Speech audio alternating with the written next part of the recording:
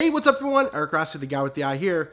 5 easy steps to get your flash off camera. Very easy, very simple and cheap to do. Let's dive into it. Without getting too technical, one of the first things you need as well, an external flash for the most part. If you're serious about photography and learning everything about flash, you need that. So you need your flash. Normally you can mount it to the top of your camera, and some kind of flash triggers, transceivers, receivers, etc. that you could do with this. Right now I'm using the Yongnuo RF603 Nikon versions just for this review, but this applies to pretty much anything out there because a lot of the stuff is relatively the same. So you need flash, you need your triggers. The next most important thing is to make sure that your triggers are on the same channel, so that way they receive and transmit on the same channel, and that way they work properly.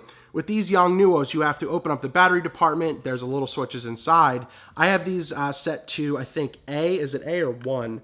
Channel 1 for these, and pretty much just make sure whatever other brand you're using or whatever does the same, because if not, it won't work and you're wondering, did I waste my money? Make sure they're set to the same channel, and then move on from there. So the cool thing about the Yongnuo is that they are transceivers, they're transmitters and receivers. So if yours are not like that, if you just have a transmitter, make sure you mount the transmitter onto the hot shoe of your camera right here. So let's just slip that in.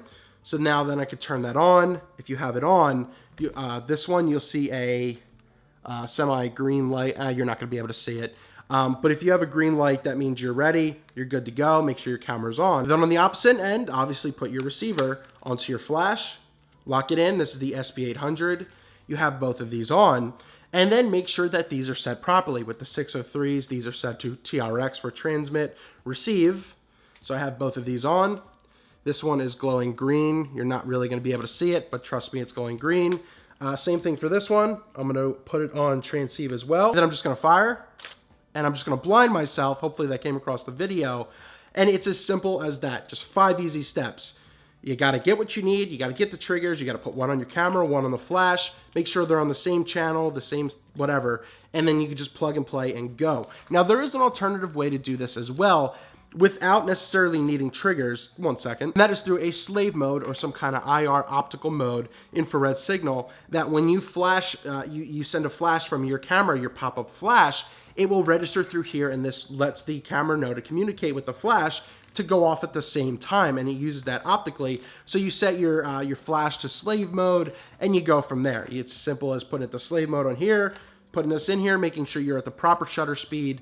Anything pretty much under 1/250th, 200th of a second. We're not going to talk about high-speed sync here, but you do that. Make sure that this has to be in line of sight, though. Then you can go from there. I just blinded myself once again.